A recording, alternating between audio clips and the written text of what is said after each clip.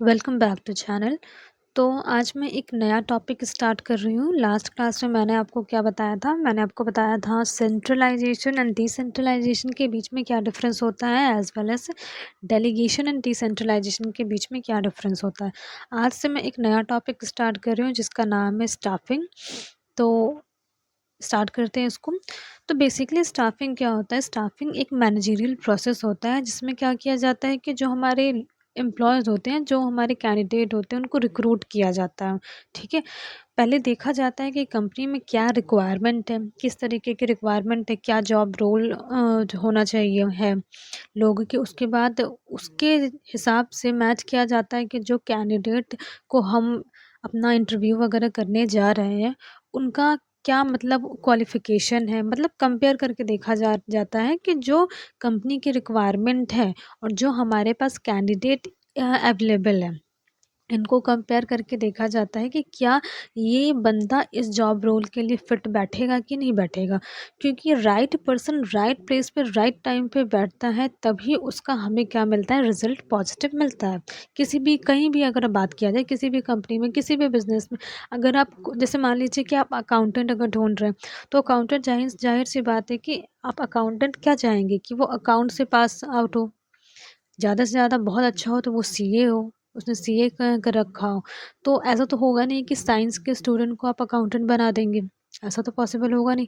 तो उनके क्वालिफ़िकेशन के अकॉर्डिंग ये कंपेयर किया जाएगा कि हमारे ऑर्गेनाइजेशन में किस तरीके की जॉब रोल की रिक्वायरमेंट कैसी है, उससे कंपेयर किया जाएगा हमारे कैंडिडेट की क्वालिफ़िकेशन को, और उसके हिसाब से स्टाफिंग किया जाएगा। तो स्टाफिंग मेनली एक तो स्टाफिंग बेसिकली एक ऐसा मैनेजरियल मैनेजमेंट का एक प्रोसेस होता है जहाँ पे कैंडिडेट को रिक्रूट भी किया जाता है, सेलेक्ट किया जाता है, ट्रेनिंग दिया जाता है, डेवलपिंग इंडिविजुअल्स को और डेवलप किया जाता है, और उनको इन्हेंस किया जाता है कि वो जिस भी जॉब रोल पे बैठने जा रहे हैं वो उसमें अपना 100% दे सकें to fill various role within an organisation. तो बेसिकली स्टाफिंग क्या है, एक ऐसा मैनेजरियल प्रोसेस होता है जो इन सब चीज़ों को कवर करता है। रिक्रूटमेंट के अंदर देखिए सब कुछ आ जाता है, इंटरव्यू लेना वगैरह जिस तरीके से भी होता है, ये सब कुछ आ जाता है। उसके बाद जो फाइनल होता है, जैसे कि इंटरव्यू भी अगर आप देखें तो आजकल 3-4 स्टेप्स में होते हैं। ठीक है, तो ये सब कुछ हमारे रिक्रूटमेंट में चला आता है। लास्ट में क्या होता है कि जब रिटन टेस्ट वगैरह सब कुछ हो जाता है, उसके बाद सिलेक्शन होता है। देन उसके बाद उन बच्चों को, जो बच्चे सेलेक्ट हो जाते हैं उस जॉब रोल के लिए, उनको ट्रेनिंग पे भेजा जाता है। क्यों ट्रेनिंग पे भेजा जाता है? ताकि वो उस जॉब के लिए थोड़े से परफेक्ट बन सके, वो इनिशिएट कर सके अपनी जर्नी को। ठीक है, तो बेसिकली ये सब कुछ जो भी किया जाता है ये ऑर्गेनाइजेशन के लिए किया जाता है। Identifying the staffing need based on the organizational goal and ensuring that the right people are in the right position। अब जैसा कि मैंने आपको ये चीज़ बताया कि सबसे पहले क्या किया जाता है कि आइडेंटिफाई किया जाता है कि किस तरीके की हमें स्टाफ की ज़रूरत है, मतलब कि क्या उनका जॉब रोल है, उनको काम क्या करना है, उसके हिसाब से वैसे लोगों को ढूंढा जाता है। ठीक है, need and based on the organisation goal, organisation की क्या गोल है, एंड ये इस बात को इंश्योर किया जाता है कि राइट पीपल राइट पोजीशन पे बैठा हो। मतलब ये ऐसा ना हो कि अकाउंटेंट की जॉब हो, वहाँ पे साइंस का बंदा हमने बैठा के रखा है, ये चीज़ ना हो। जो जिसकी जो क्वालिफ़िकेशन है उसके हिसाब से उनको पोजीशन दिया जाए। ठीक है, ताकि वो उस चीज़ में अपना बेस्ट कर सके। ठीक है, इस तो यहाँ पे स्टाफिंग में बेसिकली सिर्फ रिक्रूटमेंट सिलेक्शन यही काम नहीं होता है, यहाँ पे ये चीज़ भी देखा जाता है कि जिन बंदों को आप रिक्रूट कर रहे हो वो हमारे जो भी पोजीशन हमारे बिज़नेस में वैकेंट है वो उसके हिसाब से हो, वो उसके लायक हो, वो क्वालिफ़िकेशन वो ग्रैब करते हो, तभी उनको उस प्लेस पे, उस पोजीशन पे उनको रखा जाएगा। ठीक, staffing encompasses job analysis, creating job description, sourcing candidate, conducting interview and on boarding new employees. तो बेसिकली स्टाफिंग क्या होता है कि इन सब चीज़ों को कवर करता है, जॉब एनालिसिस करता है, जॉब डिस्क्रिप्शन मतलब जिसको हम लोग जेडी बोलते हैं ना, कि हम उस जॉब रोल में अगर हैं तो मतलब उस जॉब पोस्ट पे हम हैं तो हमारा क्या क्या रोल है, हमें क्या क्या उस पर करना है। उसमें अगर जैसे मान लो एक अकाउंटेंट है तो उनको क्या क्या करना है, उनको अकाउंटिंग करनी होगी, बैलेंस शीट बनाना होगा, पीएनएल बनाना होगा, ट्रेडिंग बनाना होगा। तो ये जो होता है ना कि ये उनका जेडी है। ठीक है, तो उनका जॉब डिस्क्रिप्शन भी डिज़ाइन करना या फिर सोर्सिंग कैंडिडेट को सोर्स करना, कैंडिडेट के इंटरव्यू को कंडक्ट करना, उनको ऑनबोर्ड करना, ये सब कुछ काम क्या आता है, ये सब कुछ स्टाफिंग में इंक्लूड होता है। ठीक है, ये सारे काम हमारे स्टाफिंग में इंक्लूड होते हैं। यहाँ पे मैंने एक डेफिनेशन दी है, जो डेफिनेशन एक हमारे ऑथर की है, नूड्स एंड ओ डॉनेल। तो यहाँ पे इन्होंने क्या कहा, इन्होंने कहा है the managerial function of staffing involve managing the organisational structure through the proper and effective selection, appraisal and development of personal to fill roles design into the structure. तो इन्होंने बेसिकली ये बोला है कि जो मैनेजरियल फंक्शन जो होता है हमारे स्टाफिंग का, वो क्या इन्वॉल्व करता है, मतलब कि इसके अंदर क्या आता है स्टाफिंग के अंदर, कि ऑर्गेनाइजेशन के स्ट्रक्चर को क्या किया जाएगा, मैनेज किया जाएगा, और मैनेज किस तरीके से किया जाएगा, through proper and effective selection.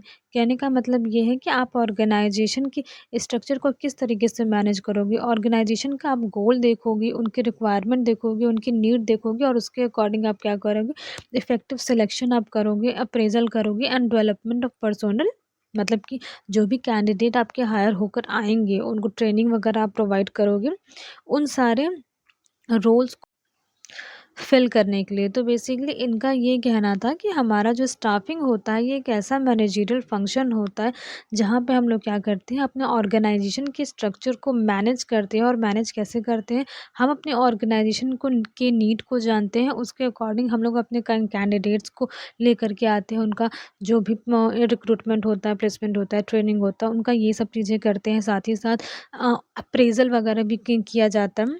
ठीक है, ताकि जो भी हमारा रोल है, स्टाफिंग का क्वेश्चन जब भी आपके एग्ज़ाम में आएगा तो वो मेनली क्या होता है कि स्टाफिंग के क्वेश्चन डायरेक्ट भी पूछ दिए जाते हैं।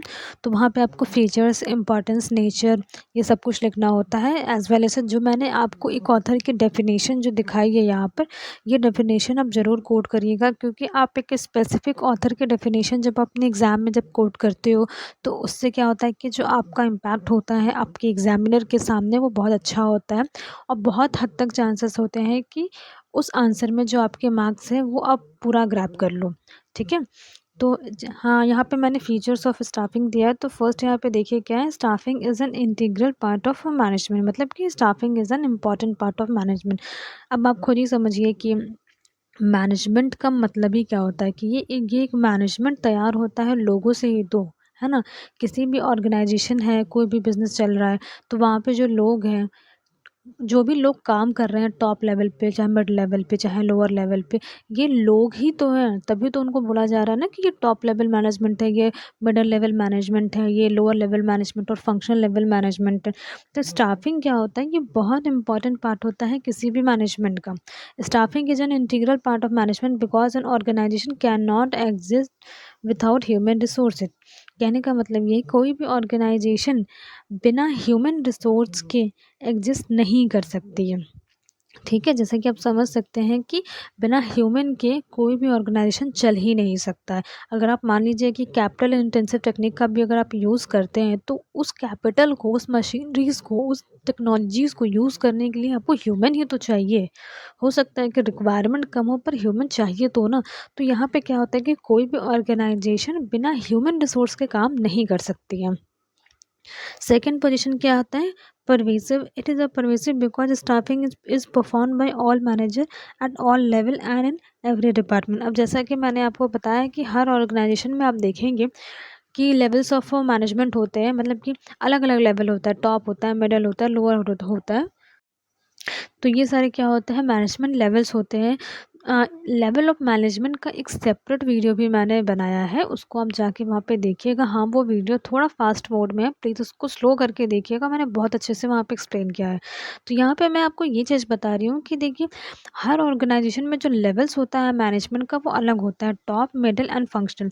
और हर लेवल पे क्या होते हैं, लोग ही तो बैठे रहते हैं, मतलब कि हर लेवल के लिए हमें स्टाफिंग करनी होती है।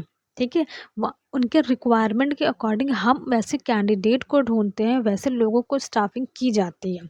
जैसे टॉप लेवल पे लोगों की ज़रूरत है, मिडिल पे ज़रूरत है, या फंक्शनल पे ज़रूरत है, उस हिसाब से स्टाफिंग की जाती है। तो यहाँ पे वही चीज़ बोला जा रहा है कि staffing is performed by all manager at all level in every department, her department में स्टाफिंग की क्या होती है, बहुत नीड होती है।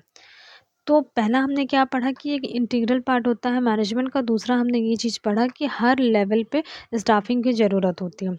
थर्ड, यहाँ पर अगर आप देखें तो ये कॉन्टिन्यूअस प्रोसेस होता है। Staffing is a continuous process because it continue throughout the life of the organisation. It is required to meet the growing need of an organisation. Organisation की नीड को भी मीट आउट करना है। अब जैसे कि आप देखिए कि स्टाफिंग क्यों कॉन्टिन्यूअस प्रोसेस होता है, क्योंकि हर साल कोई अगर नया बंदा आ रहा है तो कोई ना कोई ऐसे लोग होते हैं जो रिटायरमेंट की तरफ बढ़ रहे हैं, रिटायर हो रहे हैं। प्लस ये भी ज़रूरी है, आजकल का अगर जैसा आप दौर देख रहे हैं, हर समय क्या हो रहा है, हर दिन, हर महीने हमारी टेक्नोलॉजी क्या हो रहा है, हो जा रही है, अपग्रेड हो जा रही है। तो उन टेक्नोलॉजी को समझने के लिए अगर आजकल के बंदों को अगर रिक्रूट किया जाएगा तो शायद वो ज़्यादा इफ़ेक्टिवली काम कर पाएँ, जो पहले के लोग थे। ठीक है? जो लोग अपने समय में मैनुअली काम करते थे, उन लोगों को टेक्नोलॉजी पे शिफ्ट करना थोड़ा-सा डिफ़िकल्ट होता है। इनफैक्ट जो लोग हमारे उस टेक्नोलॉजी के साथ आए हैं, उस टेक्नोलॉजी को लेके पढ़ाई किया है, उन लोगों को वो चीज़ें सिखाना थोड़ा ज़्यादा आसान होती है। इसी वजह से ये क्या होता है, कॉन्टिन्यूअस प्रोसेस होता है। क्यों? क्योंकि जैसे-जैसे आपका कॉम्पिटिशन बढ़ रहा है, वैसे-वैसे ऑर्गेनाइज़ेशन की नीड भी बढ़ रही है। नीड बढ़ रही है तो भाई लोगों की ज़रूरत है, उस हिसाब से लोगों की ज़रूरत है। वैसे स्किल्स के साथ कैंडिडेट को हम ज़रूरत है। तो वैसे स्किल्स के साथ कैंडिडेट की ज़रूरत है हमारे ऑर्गेनाइजेशन को। तो क्या होता है कि ये एक कॉन्टिन्यूअस प्रोसेस होता है हमारा स्टाफिंग। ठीक है, नेक्स्ट अगर आप देखें, deals in human being. Staffing basically हमारे ह्यूमन बीइंग में ही डील करता है। जैसे कि मैंने आपको बताया कि स्टाफिंग होता है क्या, रिक्रूटमेंट होता है, सिलेक्शन होता है, ट्रेनिंग होता है, देन उसके बाद डेवलपमेंट वगैरह सब ये सब किया जाता है, अप्रेजल वगैरह होता है। तो ये आप किसी ह्यूमन बीइंग का ही तो करोगे, ये तो कॉमन सेंस की बात है। Staffing deal with people because it is concern with the people at work and their relationship. ठीक है, उसके बाद नेक्स्ट अगर आप देखो तो यहाँ पे wide scope. Staffing has a wide scope because it include a series of activity like workforce planning, recruitment, selection and training. ये इसका वाइड स्कोप क्यों होता है, क्यों? ये टाइम टेकिंग प्रोसेस होता है। टाइम टेकिंग प्रोसेस इस वजह से होता है कि देखिए ऑर्गेनाइजेशन में हर लेवल पे, हर डिपार्टमेंट में जो रिक्वायरमेंट होती है लोगों की वो अलग होती है। तो सबसे पहले उनके रिक्वायरमेंट को ऑब्ज़र्व किया जाएगा, फिर उसके हिसाब से प्लानिंग किया जाएगा, देन रिक्रूटमेंट किया जाएगा, देन सिलेक्शन किया जाता है एंड उसके बाद उनको ट्रेनिंग दी जाती है, जो भी बंदे हमारे सिलेक्ट हो जाते हैं। ठीक है? तो ये सब जितने स्टेप होते हैं ना, कि पहले आप ऑब्ज़र्व कर रहे हो, उसके बाद कंपेयर कर रहे हो, फिर प्लान कर रहे हो उसके अकॉर्डिंग, फिर रिक्रूटमेंट कर रहे हो, उसमें इंटरव्यू के कितने सारे स्टेप होते हैं, उसके बाद सिलेक्शन होता है, देन उसके बाद क्या होता है, उन बंदों को ट्रेनिंग दी जाती है, उसके बाद वो जॉब पे आते हैं। ठीक है? तो ये इतने सारे जो स्टेप्स होते हैं, इसी वजह से इनका जो स्कोप होता है वो वाइड होता है। देन लास्ट अगर आप देखिए तो multiple objective activity. It is a multiple objective activity because it has to fulfil its responsibility toward the organisation, employees and society. इसको क्यों मल्टीपल ऑब्जेक्टिव एक्टिविटी बोला जाता है, मतलब मल्टीपल ऑब्जेक्टिव का मतलब ही आप ये चीज़ समझ सकते हैं कि ये एक ऐसा एक्टिविटी है जिनके ऑब्जेक्टिव मल्टीपल है, बहुत सारे हैं। मतलब ये ऑर्गेनाइजेशन के टुवर्ड, एम्प्लॉयज़ के टुवर्ड एंड सोसाइटी के टुवर्ड। मतलब कि जो भी स्टाफिंग की जाएगी वो ऐसे लोगों की जो आपकी ऑर्गेनाइजेशन के लिए परफेक्ट हो, सोसाइटी में लोगों को एम्प्लॉयमेंट मिलेगा। ठीक है? और लोग अब जैसे हमारे जो ऑर्गेनाइजेशन में जो भी पहले से हमारे एम्प्लॉयज़ काम कर रहे हैं, उनके साथ जब नए लोग जुड़ते हैं तो थोड़ा-सा एडजस्ट होना डिफ़िकल्ट होता है। तो ज़ाहिर-सी बात है, इसी वजह से इंटरव्यूज़ वगैरह कंडक्ट कराए जाते हैं, ये देखने के लिए कि क्या आप एडजस्टेबल है, लोगों के साथ एडजस्ट कर सकते हैं। ये सब क्योंकि कोई भी बंदा रिजिड होता है ना, तो उसको किसी भी एनवायरनमेंट में एडजस्ट करना डिफ़िकल्ट होता है। तो एक तरीके से स्टाफिंग एक ऐसा प्रोसेस होता है जो ऑर्गेनाइजेशन के टुवर्ड, एम्प्लॉयज़ के टुवर्ड, सोसाइटी के टुवर्ड, सबके टुवर्ड क्या करता है, काम करता है। ठीक है?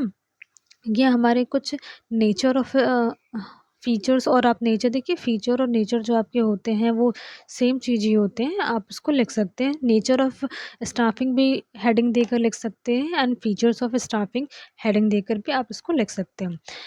थर्ड पॉइंट में मैंने आपको इम्पोर्टेंस ऑफ स्टाफिंग ये चीज़ समझाया है कि स्टाफिंग का क्या इम्पोर्टेंस है। देखिए, पहले मैंने आपको बताया कि उसकी मीनिंग, देन उसके बाद मैंने एक ऑथर की स्पेसिफिक मीनिंग आपको दी थी। जब भी आप ऑथर की मीनिंग लिखें अपने एग्ज़ाम में, डबल इन्वर्टेड कॉमा में उसको लिखें, और ऑथर की मीनिंग बाय वर्ड लिखना होता है। मतलब कि आप इज़, एम, आर ये भी चीज़ चेंज नहीं कर सकते हैं। जैसे उस ऑथर ने दिया है उसी तरह आपको अपने एग्ज़ाम में भी लिखना होता है, तभी आपको पूरे मार्क्स उसके मिलते हैं। सोचिए, अगर आपको 3 पेज एक आंसर लिखना है, आप सिर्फ़ एक ऑथर की मीनिंग अगर लिख दें, ऑथर का डेफ़िनेशन अगर आप लिख दें, तो उस डेफ़िनेशन की हेल्प से आपको पूरा मार्क ग्रैब कर सकते हैं। सोचिए, एक ऑथर की डेफ़िनेशन, या फिर आपको डेफ़िनेशन ज़्यादा अच्छे से लर्न हो जाता है, तो आप 2-3 डेफ़िनेशन याद कर लीजिए। ज़्यादा से ज़्यादा 5-6 लाइन आपकी भर जाएँगी, 6-7 लाइन भर जाएँगी। सोचिए, उस 6-7 लाइन के बेस पे आप अच्छे मार्क्स ग्रैब कर लेते हैं। ठीक है? तो मेक श्योर कि आप ऑथर की डेफ़िनेशन जब भी कोट करें तो उसमें कोई मिस्टेक ना करें। देन उसके बाद मैं आपको ये चीज़ बता रही थी कि इम्पोर्टेंस ऑफ स्टाफिंग क्या होता है।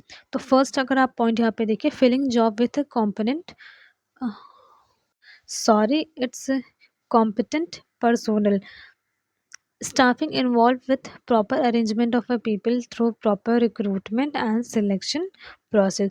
देखिए, स्टाफिंग क्या होता है ना, ये एक प्रोसेस होता है। बेसिकली ये प्रोसेस ही इसी चीज़ का होता है कि नए कैंडिडेट को हायर करना है। ठीक है? जो भी हमारे वेकेंट जॉब पोजीशन है उनको क्या करना है, फुलफिल करना है। तो स्टाफिंग बेसिकली क्या होता है, ये एक प्रॉपर अरेंजमेंट करता है पीपल का, लोगों का क्या होता है, प्रॉपर अरेंजमेंट करता है थ्रू प्रॉपर रिक्रूटमेंट करके। मतलब कि रिक्रूटमेंट किया जाता है और रिक्रूटमेंट के बाद सिलेक्शन प्रोसेस होता है, उसके बाद ट्रेनिंग होता है। मतलब लोग क्या होते हैं, सिलेक्शन के बाद हम फाइनल हो जाता है कि ये 10 लोग हमारे ऑर्गेनाइजेशन के साथ काम करेंगे। तो ये क्या होता है कि एक स्टेप बाय स्टेप प्रॉपरली क्या होता है, उन लोगों को, उन कैंडिडेट को अरेंज करके क्या करता है, सिलेक्ट करता है। ठीक है? तो इम्पोर्टेंस क्यों है, क्योंकि यहाँ पे हमारे स्टाफिंग में बहुत सारे स्टेप्स होते हैं, और उन स्टेप्स के बेसिस पे परफेक्ट पीपल का, मतलब कि राइट पीपल का राइट पोजीशन के लिए सिलेक्शन किया जाता है। सेकेंड, अब अगर आप देखिए तो better performance, the performance of an organisation depend on the quality of a person employed in the organisation. अब जैसा कि आप भी जानते हैं कि किसी भी ऑर्गेनाइजेशन की जो परफॉर्मेंस होती है वो डिपेंड करती है कि वहाँ पे किस तरीके के लोग काम करते हैं, वो क्या रिजल्ट प्रोवाइड कर रहे हैं अपने ऑर्गेनाइजेशन के लिए। तो किसी भी जो ऑर्गेनाइजेशन की जो एक रेपुटेशन होती है, उनका जो एक रिज़ल्ट आता है, वो किस, मतलब किस बेसिस पे आता है कि वहाँ पे किस तरीके के एम्प्लॉइज़ काम कर रहे हैं, किस तरीके के लोग काम कर रहे हैं, और वो क्या रिज़ल्ट प्रोवाइड कर रहे हैं अपने ऑर्गेनाइजेशन के लिए। The function of staffing is significant because it ensure higher performance by putting the right person in right job at right time. देखिए, ये जो यहाँ पे मैंने लिखा है ना, the right person in the right job at right time, ये लाइन आप ज़रूर अपने एग्ज़ाम में कोट करिएगा। कहीं न कहीं जो आपका एग्ज़ामिनर होता है वो इस लाइन को ज़रूर ढूँढता है। The function of staffing is significant because it ensure higher performance. ठीक है? जो स्टाफिंग का जो फंक्शन होता है ये बहुत ज़्यादा सिग्निफिकेंट होता है, बहुत ज़्यादा इम्पोर्टेंट होता है। क्यों हमारा स्टाफिंग जो है ये इम्पोर्टेंट फंक्शन माना जाता है? क्यों? क्योंकि इनकी ही रिस्पॉन्सिबिलिटी होती है। बेसिकली स्टाफिंग में ही ये चीज़ होता है कि सही लोगों को सही जॉब पोजीशन के लिए सही समय पर ढूँढ के लाया जाए, उनको वहाँ पे बैठाया जाए सही जॉब रोल के साथ। ताकि जो हमारा रिज़ल्ट निकले, जो हमें जो उससे प्रोडक्टिविटी हो वो मतलब ऑर्गेनाइज़ेशन को वो एक पॉजिटिव हो। ठीक है? तो यहाँ पे अपने एग्ज़ाम में the right person in the right job at the right time, ये वाली जो लाइन है ये कोट करना बहुत ज़रूरी है। थर्ड अगर आप देखें तो यहाँ पे क्या है, survival and growth, competent and efficient a worker bring an organization into existence and ensure its survival and growth। हमारे जो वर्कर हैं, हमारे जो एम्प्लॉयज़ हैं, अगर वो अपने काम में कॉम्पिटेंट है, एफिशिएंट है, मतलब कि अच्छे हैं वो अपने काम में, तो वही हमारे ऑर्गेनाइजेशन की ग्रोथ भी अच्छी कर सकते हैं, ग्रोथ के टुवर्ड भी ले जा सकते हैं, और हमारा ऑर्गेनाइजेशन हम एक कॉम्पिटिटिव वर्ल्ड में, कॉम्पिटिटिव मार्केट में सर्वाइव भी कर सकता है। ठीक है? ये पूरा सब कुछ डिपेंड करता है कि किस तरीके के लोग वहाँ पे काम करते हैं। ठीक है? सही समय पे सही लोग को सही जॉब पोस्ट पे, सही जॉब रोल के साथ अगर रिक्रूट किया जाता है, उनको वहाँ पे प्लेस किया जाता है, ठीक है? तभी क्या होगा कि हमारी ऑर्गेनाइजेशन को पॉजिटिव रिजल्ट मिलेगा और हमारी ऑर्गेनाइजेशन की ग्रोथ की तरफ आगे बढ़ेगी। देन उसके बाद देखिए कि यहाँ पे एक पॉइंट है, optimum utilization of a human resource, it prevent the underutilization of a personnel and higher labor cost. It also help in avoiding disruption of a work by indicating in advance the shortage of a persona. देखिए basically क्या होता है कि optimum utilisation of a human resource का मतलब क्या है?